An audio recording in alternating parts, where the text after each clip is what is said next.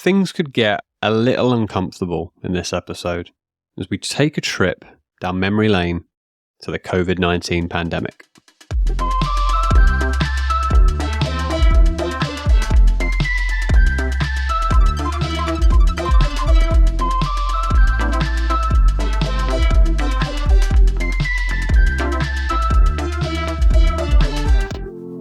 Hello, welcome back, and thank you for even getting this far, because I know what it feels like to hear that phrase, COVID-19 pandemic.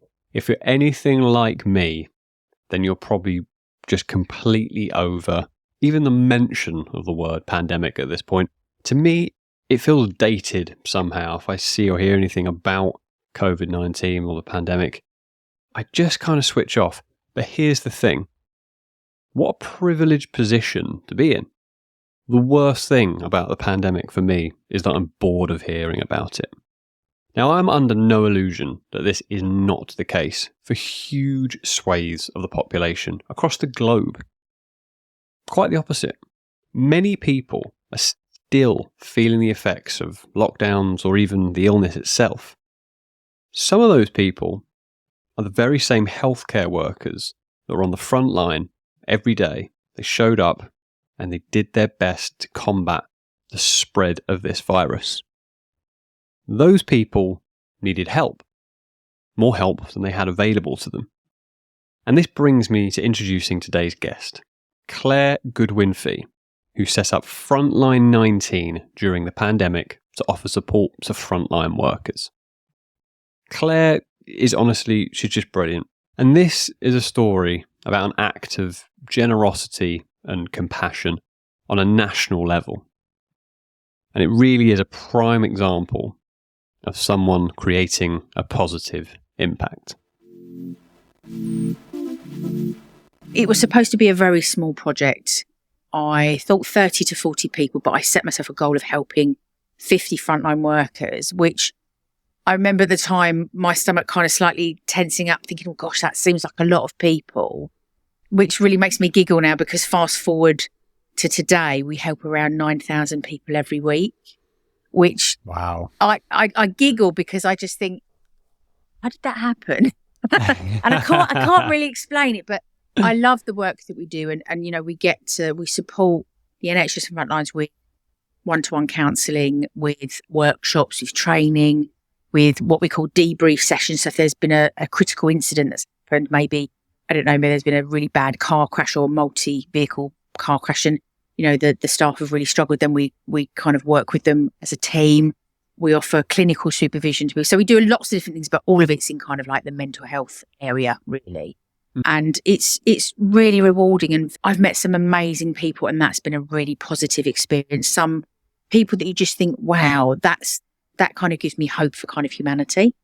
So although, you know... What kind of people? I'm interested. Have you got any examples? People that have lost people really close to them, but still give back so much to other people. All of our volunteers that give time to support NHS workers, most of them have got an emotional connection to the NHS or Frontlines. And it's, you know, I'm so lucky. I feel so lucky and very privileged to work with the people that I do. And during the nurses' strike, I, went out and kind of stood on the picket lines. And one of the places that I stood was outside Guy's Hospital in London. And when my dad was very, very ill in hospital, he had all sorts of things going on. But one of the main things was encephalitis, which is a brain infection, which is just awful and has a very high mortality rate.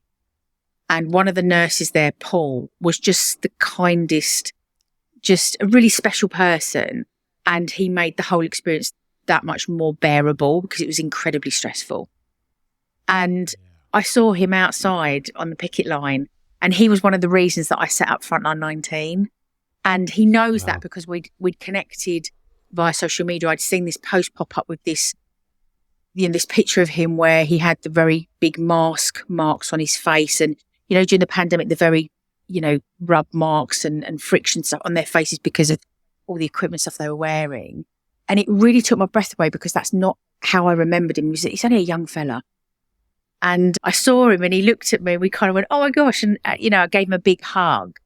And that's what it's all about. It's that human connection about doing something that, we're not looking to do it because you want someone to go, oh, you're amazing. It's about helping other people and kind of doing some good in the world. And that's an amazing privilege to be able to do that.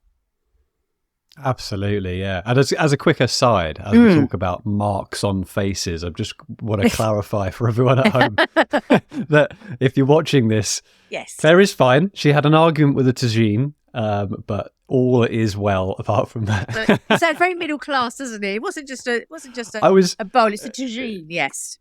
I was wondering how I was going to slide that was in, a really but I managed good, it, I think, quite slick. So just to sort of bring us back into the issue at hand. I mean, how would you, from your experience, describe the state of the mental well-being within the NHS? I suppose, within the NHS, because that's obviously your field, but I guess also that gives you an insight into a wider picture as well. So how are things right now?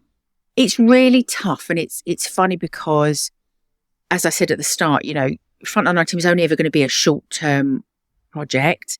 I mean, it makes me kind of laugh in a kind of a very dark way about, we thought the pandemic would only last for 3 months.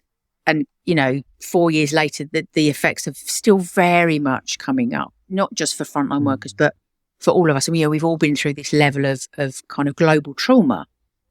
Our immune systems have been affected by it because, when your body is flooded with one of the hormones, when we get anxious or kind of, very hyper aware about situations, that has an effect on our bodies in the longer term. So there's lots of things coming up for lots of people, and burnout is a big thing. But when I first started Frontline 19, I thought it would be short term and just about the COVID-19 pandemic, hence the name of the organisation.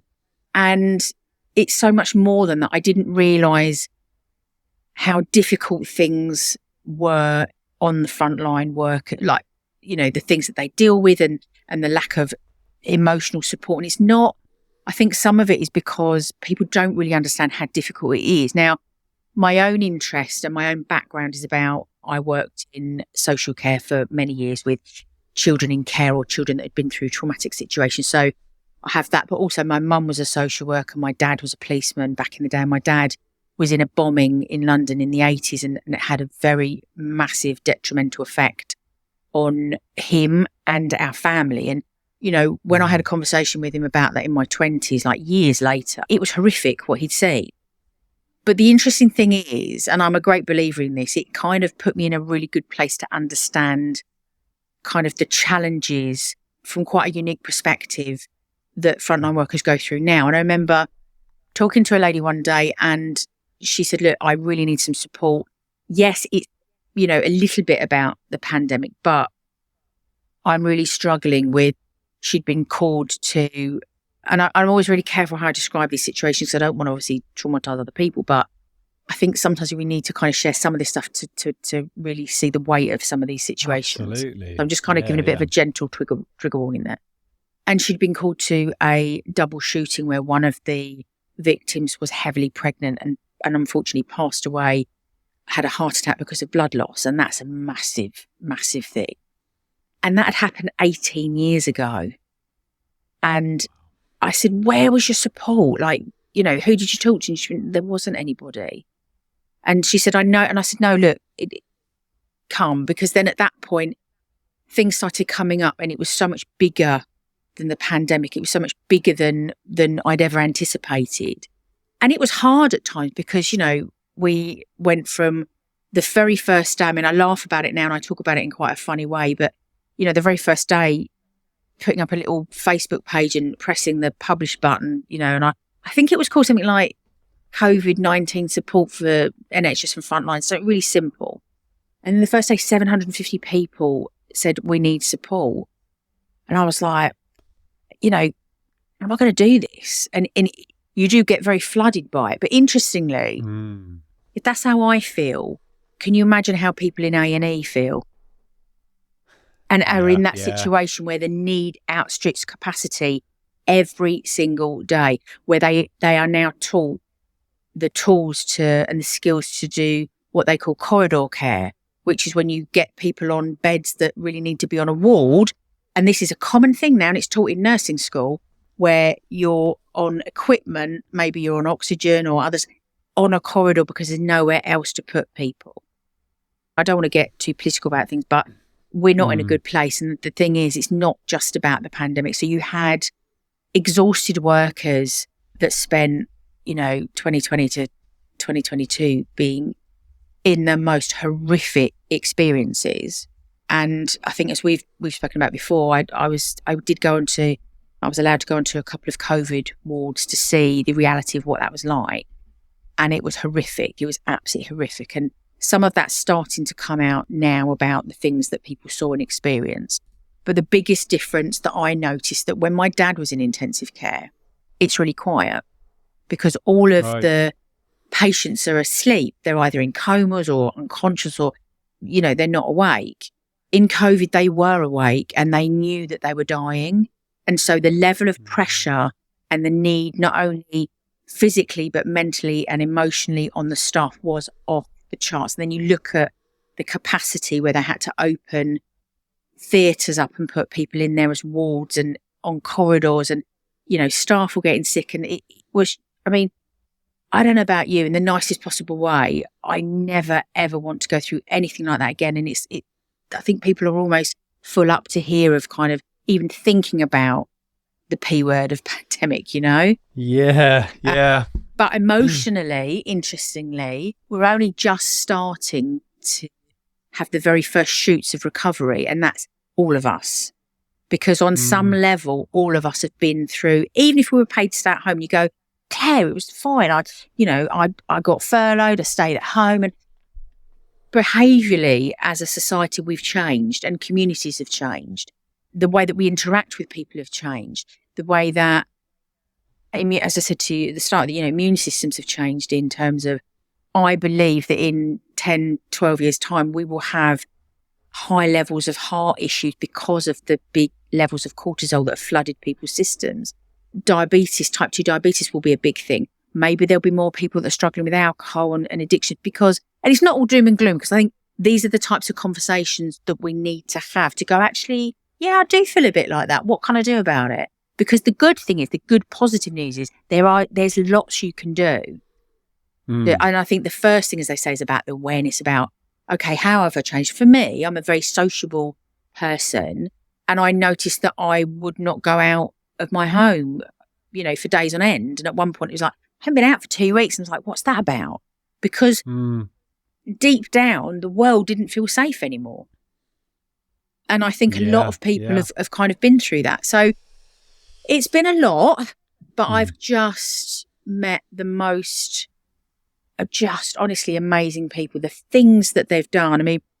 One lady who raised funds for us, Susie, she is a psychotherapist, but she's also a nurse, and she was working in a sexual health clinic.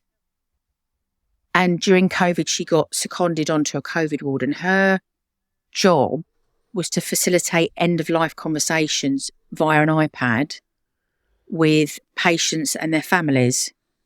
And she did that for 18 months. That was her job. And then, she popped up and I was like, are you okay? And she's like, no, I'm not okay. And so we worked with her and we supported her. And one of the downsides about being a therapist, it's very hard to get therapy yourself because no one really wants to work with you. Because it's like a busman's holiday, it's not, people are not keen. And I get that. Yeah. It's a bit like teaching, I suppose, driving instructor how to drive. But an amazing lady. And she then ended up raising funds for us. And she swam in freezing cold water on a daily basis to raise money for us so that we could help other people. But what an amazing human being to give to other people at a time where, she'd really, really been through it. And I could give you hundreds of people that were amazing people that have given so much to other people. Yeah, that's exactly what we want to hear, and perhaps we'll get some more examples from you in just a moment. But I think just sort of pulling back on a couple of things you spoke about, I wonder whether, or I'm almost certain, in fact, that Adam Kay's work with his book, This Is Gonna Hurt, a few years ago, that really did a lot, didn't it, for bringing awareness to just how bad stuff in the NHS is. Because it's a big conversation. We speak about it a lot. We speak about lack of funding and NHS workers having a really tough time.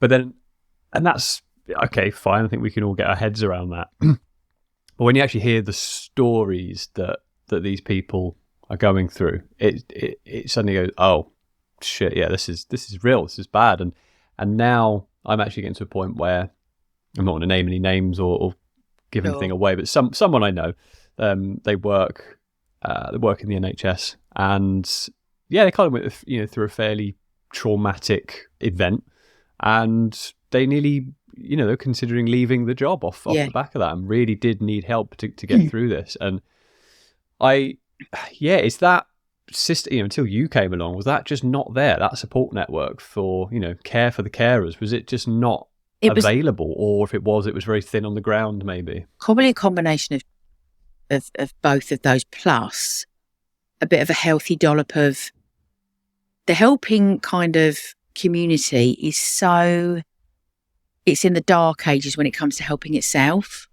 I mean, I've never known, I think I was quite spoiled, kind of, mooching about with other therapists and stuff. You kind of think, people are kind of, getting a lot more open about their feelings, feel all the feels and all this stuff, which is true. But then you come to the medical profession and they are just something else. And some of the experiences, I mean, on our website, we've got a film that was made for us about 4 stories I told the company that made the Adam Eve that made the video about, and it was 4 of our clients, and I've obviously changed some of the details and stuff. But one of them was an oncologist, a researcher that had been seconded onto a COVID ward and walked on the ward first time and was given a big wad of papers and like that. What's this? Right, you need to phone all of these people and tell them that their loved ones have died. Sorry? Well, their numbers, that you need to phone them and let them know they're dead. What do I say to them? I don't give a fuck what you say to them. Phone's over there, press 9 for an outside line and just go and do it. And you've never done that before. What on earth do you say? And so I spent this conversation with this person, giving them a very gentle script about how you can convey that and because part of that, I mean, if you talk to anyone in the police service, death calls and stuff, they never ever forget them. And I think it's the same with NHS staff. You don't forget those types of conversations. People probably imagine they happen a lot more than they actually do. And I don't think anybody ever gets okay with it. And interestingly, you mentioned Adam Kay. When my dad was in a coma, I sat next to him reading him Adam Kay's book. And I met Adam Kay at an event and we were sitting chatting, and I said to him, and he said, "Oh, you're a bit dark, aren't you, doing that?" And I laughed. And I said, "Well, actually, it was really nice because I felt quite connected to the whole process and we were laughing about it. But he's such a nice man, and he really goes out of his way to kind of really promote the mental health needs of workers." And, I think it's a combination of this idea that, well, I should be okay with it. Well, nobody's going to be okay with that. We're human beings. We're meant to cry. We're meant to be upset, and feeling your feelings and feeling vulnerable is not a weakness. It's not a failure.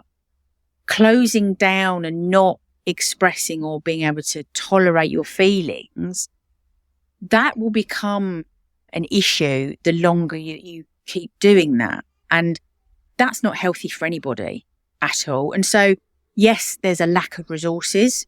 Capacity massively outstrips the ability to support people. And also, we talk about it's good to, it's okay to not be okay and it's good to talk. Absolutely. But then, okay, so I phone you and I say to you, look, I'm not feeling great, I'm really struggling. And you go, okay, let's get you some support. There is shortage, there's a massive shortage of support. And so, we'd get contact from people in the NHS saying, look, we've been diagnosed with post-traumatic stress injuries, we now call it. And the waiting list for treatment is 7 years.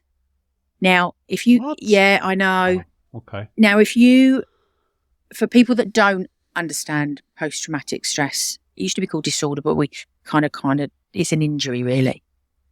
It is all consuming, and it's on it will affect every part of your life. So you could be doing something, you might smell something and have a flashback. Now, a flashback is not like, oh, do I remember that? Your body physically responds as if you are in that situation. So if it's a terrorist attack, your body will respond as if that's where you are. You know, you might sweat buckets, you can't think properly, your brain is in that space, you might visually see stuff. It's big. And to expect somebody that has left their home in the middle of a pandemic and put their life at risk through catching this horrible virus that there wasn't any kind of vaccine for at that point, and, you know, all this different stuff, and the emotional trauma of kind of, you know, working within that and losing friends and people being sick and all of that. And then to be told, by the way, got a 7-year waiting list. That's not okay for anybody. Yeah. I mean, I've recently got an appointment for a wrist injury, and I was on a waiting list for a year for that. And I thought that was a long time. And I can live with it. Yeah. PTSD or PTSI, if that's what we're calling it now. I didn't know that. So thanks for pointing that out. That's, I haven't been there, and I think I'm lucky enough to say I don't know anyone that suffers with that. I bet you do, though. So I haven't. Well, maybe, yeah. See, maybe. this is the thing. I bet you maybe do. I do. Yeah. Yeah. But It's yeah, so common. 7 years of something that all-consuming is going to be, yeah, that's not good at all. Because, I mean, like looking inward, taking a look at yourself. Maybe this is a little bit harder to do. You're obviously part of this care system, which you've said isn't very good at looking after itself. yeah. How about you? Are you good at that? Do you get help? You're exposing yourself to these stories en masse all the time. I imagine that takes its toll on you, and you yourself need, you know, Yeah. to be looked after. I mean, I could say to you, yes, I'm really good at it. No, of course I'm not. I'm not great at it. I'm aware of it. And I think it would have been maybe 2022, maybe. No, actually, before that, 2021, I had some therapy myself because I was struggling. And then I had a bereavement. My best friend died, and that was incredibly traumatic. And so I needed some support. And then my dad had some health stuff. So it's slightly better for me because as a therapist, I have clinical supervision. So it's a funny space. It's like that space between, we talk about client stuff, but it's also about how it's affecting me. And so it's a really good space. And my supervisor is X-ray vision's not in it. You there's nothing you could get past this woman. And she's like, really? And what about this? And I think, oh, shut up. Don't ask me about that. You're making me feel vulnerable. And she's like, but I think that is incredibly helpful. But also I will seek support when I need it. I do talk. One of the girls that I trained with, June, who also works at Frontline 19, we talk about all sorts of stuff, and I very much appreciate her friendship. Not only do I get to work with her, we understand each other, and she knows me so well. We kind of talk about different things, and we offload and, you know, have these conversations. But no, it's definitely something for me to be mindful of. And looking back, I think it took its toll at one point. And there were times when I thought, can I keep doing this? Because, you know, I went from working, you know, with children and young people and adults in a private practice to talking to prime ministers on telly and kind of, you know, all these, which sounds great. And, I kind of talk about these different stories and we laugh about them. Just the craziness of the stories, right? And I'll often say I feel like that guy out of the In-Betweeners that's like, yeah, I've got a mate who does that. Sometimes I just think, like, really, you couldn't make this stuff. I mean, you know, it's just ridiculous. But it brings a level of stress because it's way outside of my comfort zone. And so, you know, you go from talking to people, you know, in your community and, you know, basic stuff to talking to people that are on the telly or are running the country and, you know, being exposed to that on social media or waking up and, you know, your face is the second story on the BBC news website in the middle of the pandemic or the royal family getting in. it's just bonkers. And that was really hard because people are like, it must be amazing. No, it's pretty uncomfortable, to be fair. And I sat next to a chap recently at lunch, and I'm not going to give any details away because the conversation we had was really kind of important, and I don't have his permission to share it, but we were talking about something, and he'd been in a position where he'd been quite public about something and had endured huge amounts of abuse. And I'd had a very similar experience with, believe it or not, other therapists and the abuse I got, because they didn't believe that we should be giving a free service to NHS workers. Well, when people are using food banks, they're certainly not going to have the money to pay for therapy, but that's another story. And we'd kind of had that conversation, and I didn't appreciate how deeply that had affected me at the time that it happened. I mean, I had to get advice from the police about it, and that's one thing, but I think the thing that really was quite devastating at the time was this was my community. This was therapists that some of them knew me, and this was a community that I felt safe and comfortable in. These were my peers.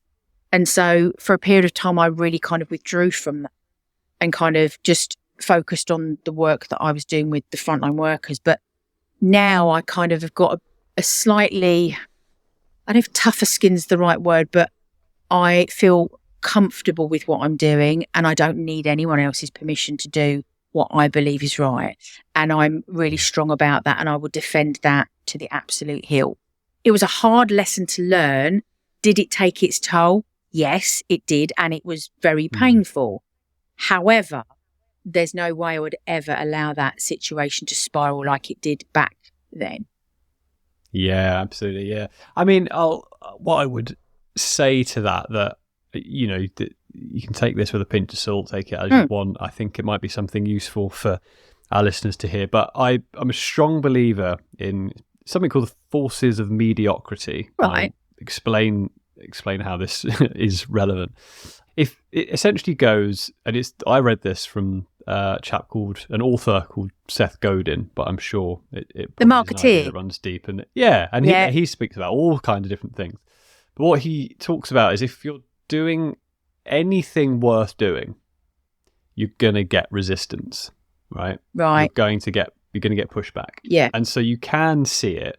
It's very hard in the moment, but you can see it as a good thing. If you're doing something that's really going to move the needle, you're going to upset someone, and that may not necessarily be a bad thing or a reason to stop. So that's just a kind of what I would. I like that. What does he call it? Someone in that, he calls it the forces of mediocrity. Oh, I'm going to look that up. I love that. And I struggle to remember which book it's from, but I will find out and put it in the show notes for everyone, and I will let you know. But it's just it stands to reason. You know, if you're going to do something quite groundbreaking, you're going to change a status quo, you're going to ruffle some feathers. Yeah. And actually, you know what? That's sometimes the very best thing that you can do. So that's just... No, thank you for that.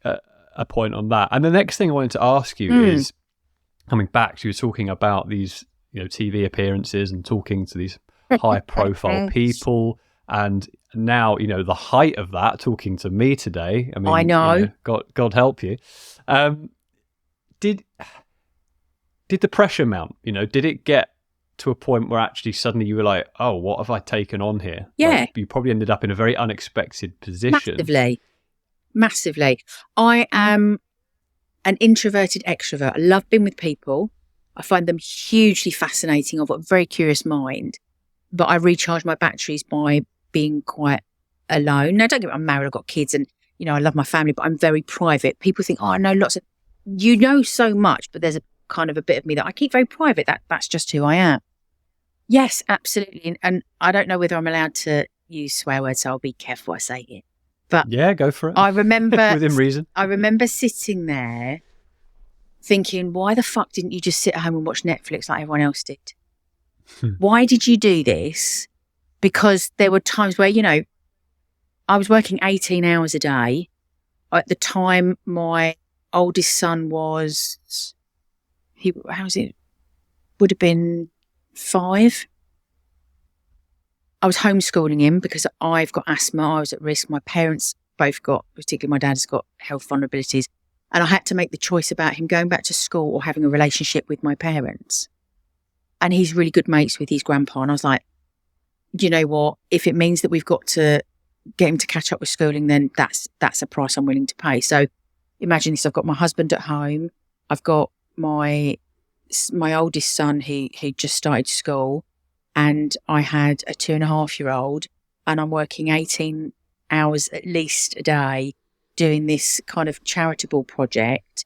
And on top of that, I still had a private practice. Well, what's really difficult, and this was quite stressful at the time, is that, you know, working with my clients who I'm incredibly fond of in a healthy professional way, but, you know, these are important people that I work with in terms of how they feel matters to me. And interestingly, anyone that's ever had therapy or counselling, your therapist absolutely thinks about you when you're not in a session, 100%, I guarantee it. You know, and even years later, I sit and think about people that I've worked with and think, hope you're doing all right. So all of this stuff, you know, all of my clients are going through the most stressful period of time they've ever been through, but so am I. And it's like, I've got to try and hold this space for them, hold space for my kids that are like, Mummy, what's going on? Like, why aren't we allowed out? You know, do shopping for my parents with masks and this, that. Yeah, looking back, I mean, I need to write a book about how absolutely ridiculous my world was. And then you kind of slap on top of that a dollop of the most wild conversations, you know, cabinet members phoning me up at home and having Zoom calls with the Prime Minister and being on one of the biggest, well, you know, as I said, one morning I woke up doing the Facebook scroll. I'd actually had a shower that day rather than being in my nightie. It was like the start. We all went through that. About that. Like everyone goes, really? We all went through that bit. I had meetings where I put my blouse over the top of my nightie. Come on, I wasn't the only one that did this stuff, right? And yeah, so I'm not going to stand up. Put it that way. I've got ripped jeans on today. I always look business at the top and then like relaxing in the bottom. I'll share in my joggers that I've had on every day for about 6 weeks. Listen, as long as you're comfortable, it's all good. It's all good. So, you know, doing the Facebook scroll of doom and, you know, seeing my face pop up with this, I had one headshot. I mean, I've only got about 3 now. And, you know, this one headshot. And I was like, what? It's one of these things that people do on social media. Share this picture of one of your friends and get them to do it and, you know, let them know that you love them or, you know, whatever. And I love that. It's really kind. But then I always feel quite pressurized thinking, oh my God, I'm going to forget to do this. And then everyone's going to think I'm, you know, like, oh God. So, but then I look at it and there's these 3 red squares at the bottom, BBC. And I'm like, what the hell is that? And I touch it. And I know we've spoken about this, but I touch it and go through it. And it's the second story, the lead story on the BBC website across the world. My face. You couldn't even buy that kind of exposure. And we had like 20,000 people just pop up and go, hey, I need some support. And, you know, we had 4,000 volunteers, you know, working with people. And I just sitting on my sofa thinking, is this real? Like, what's happened? And then, you know, getting a phone call, by the way, Prime Minister would love to have a conversation with you and he wants to give you an award. And, what? Wow. Like, Wow. That's crazy. Which was, I mean, amazing, but stressful. Yeah. Definitely stressful. And, you know, I didn't talk about it for a while because I didn't want people to think I was ungrateful. But it was, you know, I had someone from The Observer come down and take my photograph somewhere. This is not something that happens to me. If I have my picture taken, it's one of my family or one of my mates going, can you do a picture for like headshot for a website? That's like highbrow for me. Yeah. I mean, this is it, isn't it? Sometimes, you know, people find themselves being thrust into the public eye through work often isn't intended, and it's a sort of double-edged sword, isn't it? Because I suppose ultimately it can only be good for your like I say cause, you know, your organisation. Yeah. There is that. So yeah, it's a tricky one to balance. And I mean, I suppose one of the upsides is I bet your hair was super on brand for the BBC. I bet that's stuck. Do you know, right on their brand colours, I reckon. Do you know what? It's so funny because like during the nurses' strike, I'm kind of standing out. I think it was, St Thomas's. And one of my mates texted me, is like, I see your hair on TV. I was like, where? Like, what are you looking at? Claire, have a look at Sky News. Sure enough, you can see my little, you know, red hairdo. in the background. And it's brilliant. And yeah, it's quite funny now. But, people will come up to me and be like, and I think that's just so bizarre. It's so bizarre when I was at my local shopping centre and this lady came down and went, "You help the NHS, don't you?" And I was like, "Yeah." She was like, "Yeah, Wow. I've seen you on," and she said, "Yeah, you help my friend." And, Crazy. I think I got asked to do a speech in London, and it's quite funny actually because I got there and there was is it Rob Delaney, who's an actor, I believe. Yeah, actor, comedian, yeah. Right, I don't get a lot of time to watch telly, as you can imagine. I read a lot, but I don't get a lot of time to watch telly. I do like it though. And this day I get asked to do this speech about the NHS, and at this time my dad's in hospital, quite poorly. And I do this speech to 10,000 people in London, standing on top of a fire engine in the middle of London, right? And then Rob Delaney comes and stands next to me because he did a speech as well. And we're chatting and I'm laughing. And June, the lady I spoke to about earlier, who works with me, who I trained with, we're just going, what the hell has happened here? We're giggling to each other going, this is mad. And then this guy goes to me, "Claire, what organisation are you from?" So I said, Frontline19. And he kind of gets really emotional. I'm like, "Are you okay?"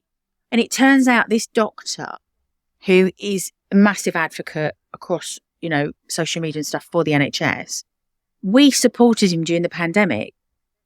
And all of a sudden, I'm face to face with the work that we do. I tear up. He tears up. We have a massive hug. And I'm like, oh my gosh, like, this is what this is about. And he's like, I can't tell you how, I think he says something like, "I'm really moved and, you saved my life," and blah, blah, blah. He said, I can't, and whoa, what do you do with that? With that specifically in mind, hold on to that for a moment, because what I really want to know is, I want to ask you something you said earlier. When you were sat on the sofa thinking, why don't I just sit at home and watch Netflix? Why am I doing this? What answer did you come up with? It varied on day to day. I think because it was the right thing to do. And I kind of really, I'm not saying that no one else could do it, because of course they could have done. But when I look back at my life and kind of the experiences I've had, I think I was really kind of, what's the word I want? I don't know if well placed is the right word, but I think I had the experience to do it. So my own experience of, I've worked with police service personnel, all sorts throughout my career. I did volunteering with people that had been in bombings and stuff, because obviously I understood it from a human point of view, but also as a professional. And when I was 20, I had a complete breakdown, as we used to call it then, nervous breakdown, because of the experiences I'd had because of my dad having post-traumatic stress injury. And I was lucky enough to go to therapy, and my therapist was just amazing. Her name was Eileen, and she was very much somebody that was very opposite to me, this very softly spoken, very highly religious woman. But I would not be here today if it wasn't for her. And towards the end of our session, she said to me, "Claire, you'd be really good as a therapist." And I was like, who the fuck would want to do that job? How depressing, listening to somebody else's shit all day. Absolutely no way, Jose. No. She said, "Just bear in mind I've said it." I was like, severely unimpressed. And then kind of probably about a year later, I thought, well, it's quite interesting. Could have a little look. And I started by doing an evening class, and that kind of set me off. So I'm passionate about mental health. And one of the biggest things I always say is that mental health doesn't have to be depressing. Yes, it can be incredibly traumatic, hard work, life. It can affect every part of your life. But you can also be empowered to do things for yourself. And I went from being somebody that couldn't leave their home through severe anxiety and depression, being very, very suicidal at the age of 20, and having to leave my job and didn't leave home for 6 months, had at the time a very abusive relationship, to fast forward to I'm so lucky to have my family, my kids, my lovely husband. I absolutely adore the work that I do and I'm passionate about it. And that's saying about if you find something that you're passionate about, you never feel like you work a day in your life. That's me.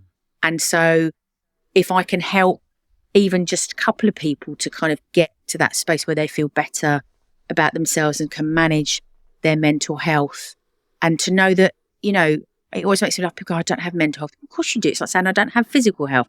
All of us have health. It can be good, it can be bad. You know, it's about being very human. And I just want to make it jargon free and accessible and inspire people to go, actually, you know what, we can help other people, we can help ourselves too. And that's saying about if you give a woman a fish, you feed her for a day, but if you give her a rod and you teach her how to fish, she can do it for herself for life. That's my whole ethos. Teach people how to do stuff so that they can actually do it for themselves.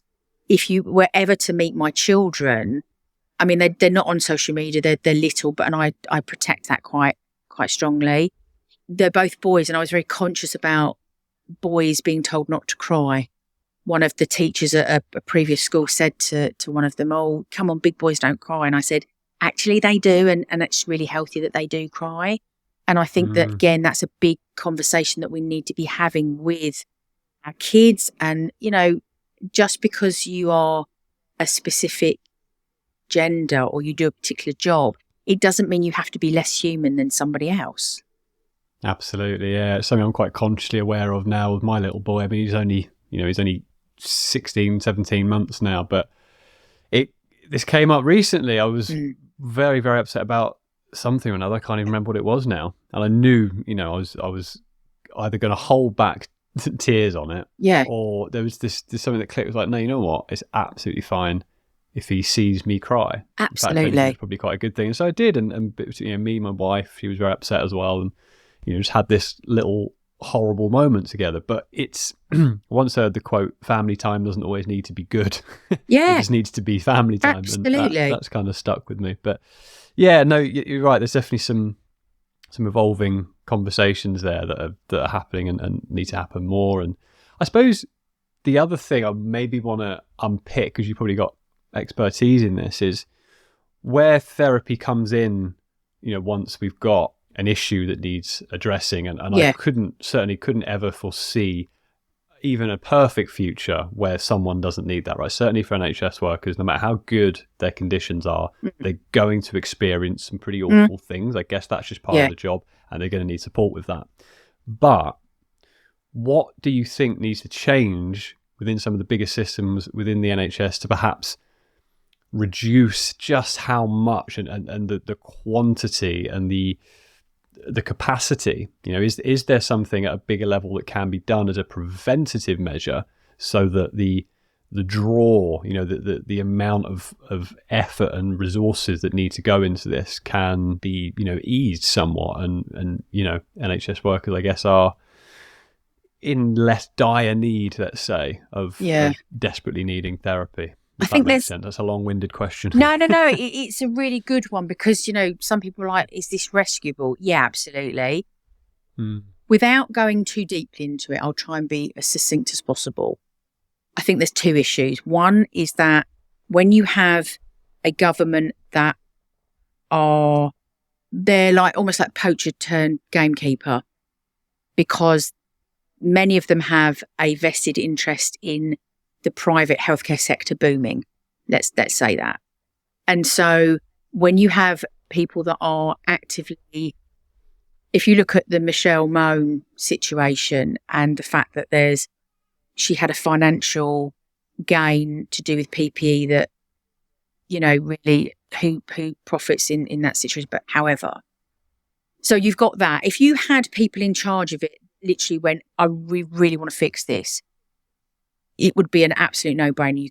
That's one thing, right? So the actual organisation itself, it does need to change. The culture of the NHS has to change.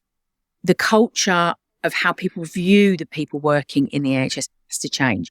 So, for example, the very people that were clapped, regardless of what you think of it, that were clapped outside during the pandemic, these were the backbone of our country that saved many people's lives.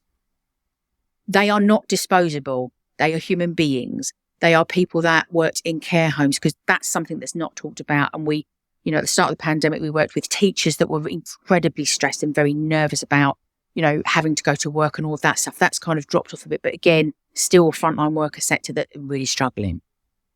Care home workers that went to work and worked with elderly people. And, you know, you've only got to scrape the surface of the COVID inquiry to see some of the decisions that were made in a political capacity about elderly people and risk to do with COVID. They went to work and, you know, these are people that they knew really well and fed them their lunch and knew their stories. And some of them overnight lost 80% of the residents. And then the next day had to go in and dress them for the undertaker to come pick them up.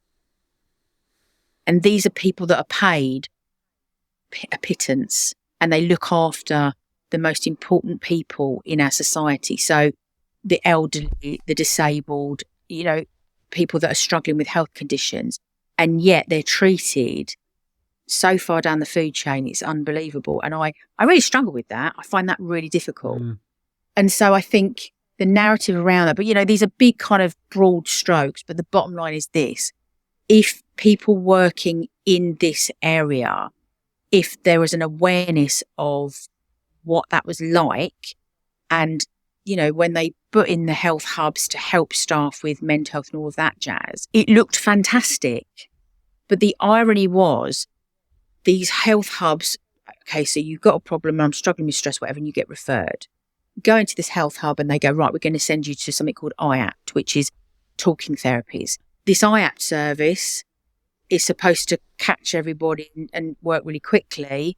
And so what do? They do the assessment. They go, we can't work with post-traumatic stress because actually it's an unstable condition. We'll send you to Frontline19. Now, don't get me wrong.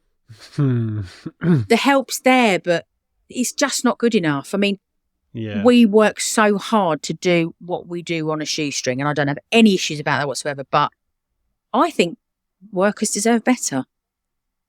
The fire service have got a much better idea of how to treat, and we don't tend to see many of them. See a few, not many. Okay, interesting. And also, Transport for London, they have a really good offering. I mean, I've never spoken in depth, but my understanding is that they've got a very good employee assistance scheme to help people. The NHS don't, and they are one of the biggest employers in the world, and yet they just, I mean, the staffing, we're losing people hand over fist to Australia. There is at least 60,000 nursing vacancies currently now, and that's on the back of 50,000 nursing vacancies being filled recently. Now, you think, oh, wow, that's good, Claire. Like 50,000 people have gone into the NHS. Yeah, but they've gone in as healthcare assistants doing the jobs of nurses. And it's not the staff on the ground's fault. It's absolutely not. It's about people are coming in from different countries. So the UK is going, it's okay, our service might be horrific, so we'll just steal them from everybody else. And so people coming into the UK and you go, okay, but then they can't afford to feed their children and they're using food banks because actually the wages that they're getting paid here, as much as in their own country look great, when they're here, they also can't pay their bills. And some of them are tied into visas that cost £6,000 for them to then escape.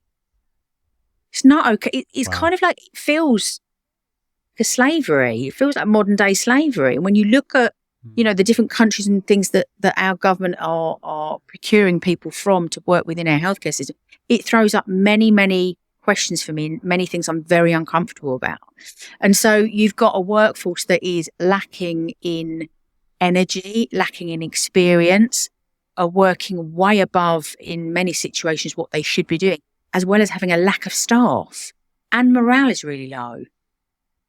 So can it be fixed? Yes, it would need proper investment and it would need proper support for the staff. And it's not just about the finances, but when you work in the NHS, perhaps saving the life of somebody, and somebody working on the till in Aldi's, if Aldi's can get it right and pay their staff a decent wage and have decent working conditions, why the heck can't we do it for our frontline staff? Well, yeah, there it is. It's a it's a bleak picture, isn't it? But I think people like you do offer some shreds of hope. So, but you know what? Even given that, there are still some amazing people that work within it, and I've been, absolutely, and I'm not just saying this. You know, couple of, I'm so privileged to have met the people that I've met and the work that they do. The nurses, the doctors, the anaesthetists, paramedics, wow, amazing people. You know, we see the blue light going, you think, oh gosh, someone's having a bad day. That's their whole shift. They might go from an infant choking to somebody passing away. But it could be anything and everything. So, you know what? Yes, as much as it is difficult, do I think this will pass? Yeah, I do. I think at some point it has to shift in one direction. But those people will still be in the world, and I still have a lot of hope. And I know that if I can make a difference in kind of the way that I have, I'm not anything special. Other people can do exactly the same. It's just a case of deciding if you want to do that and how you're going to do it, and just give it a go. And if you can affect one person's life for the better, then you've done a decent job and you've lived a good life. That's the way I look at it. Well, you've absolutely done that and then some. And there's just two last things I want to do. I'm conscious of time, and I always get very, very conscious of time when I'm speaking to, well, all of my guests really, and certainly people like you, where your work's so important, and every minute I take up of it is time that you could well be doing that thing. But this is good fun. I like an hour is reasonable, and you gotta change things up every now and again, haven't you? Yeah. So the last two things, just very, very quickly. The first one is, how can myself and our listeners get involved and support the work that you do? You've mentioned that it's charitable, so I'm guessing donations are an option. Yeah. But yeah, let us know how we can actually get behind you and support the work that Frontline I was going to say Frontline19. That seems to have more of a bounce to me, but Frontline19. It seemed like a good name at the time, and people were like, "Are you going to ever change that?" I'm like, "I don't know, because we've become such a thing, and that's our name." But yeah, if I'd have known it was going to be as big, would I have called it that? Maybe not. No, but it's what we've got. It makes sense. I think it shows where you came from, doesn't it? This is true. How can we get involved to support you guys? So, numerous ways, really. You can donate via our website. You can, which is frontline19.com. You can, if you are, I don't know, professional that you know about websites or marketing or whatever, and you wanted to donate some time, that is another option that we work with people in that capacity, which is fabulous. And also just telling people about that we're here. That's a big thing. I mean, my mum and dad really make me laugh. Like, my dad's in a hospital a lot. He's got a pocket full of cards, and he's like, "Can I give you one of these?" And it just makes me laugh, because I'm like, "Dad, you don't have to say, no, I like it." And I tell him about what you do and da-da-da-da. And it's really funny, because I didn't feel like I'd kind of done enough until I was in the newspaper that he used to read. And then I was like, do you know what? I can sit back on my laurels a bit now, because you know what? That, I don't even know, it's Telegraph or something. But it kind of, at that point, when you think, actually, I feel like I've done a good thing here. But time, you can donate time, you can donate money, you can donate, talking to people. If you've got NHS workers or frontline workers in your family or in your extent, follow us on social media. It doesn't have to cost anything. Follow us on social media, share our posts, anything and everything of that. And, corporate sponsor, you want to get in touch, please do. We're always open to having the conversation. But we are passionate about people, and I'm passionate about helping people to feel better. And and this will probably be the final thing I say on this, although things seem really dark at the moment, this is part and parcel of recovering from an intense period of time, which was the pandemic. And when you look historically at pandemic recovery, and this is something I often talk about with corporates and all sorts of things, we will get through this and we'll get out the other side. And our logo is a rainbow. And it's like, after the rain, you will get the colour, you will get the rain, but we've all been through the storm. But we will get there. So, have hope. There is support out there for you, whether it's a friend, whether it's talking therapy, whatever it is. Maybe it's walking with your dog. But we will get through this and things will get better again. I absolutely believe that. 100%. I'm totally with you. Love the optimism. Let's keep striving for that. The last thing I'm going to ask you, we've spoken about a lot of different people today, so this could be kind of tricky for you, although I have a sneaky suspicion what your answer to my next question is going to be.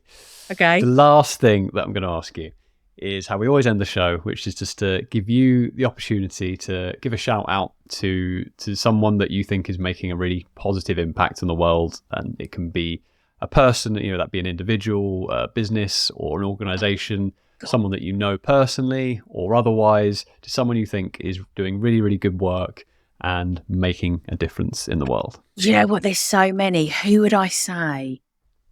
I'm going to go with kind of probably what you expect me to say is our frontline workers.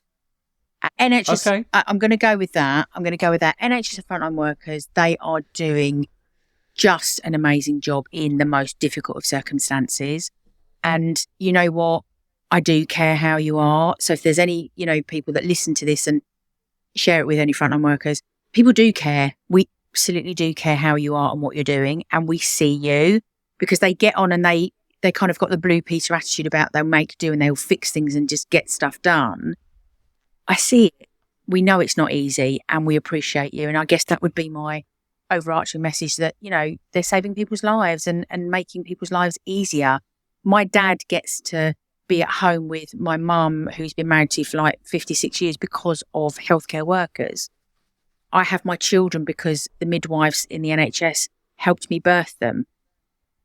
There are lots of people that are walking around at the moment who have had transplants or even the smaller things because of people on frontline services, whether it be the paramedic, the GP, whoever it is. So, yeah, massive shout out to them because I think they just do a thankless task.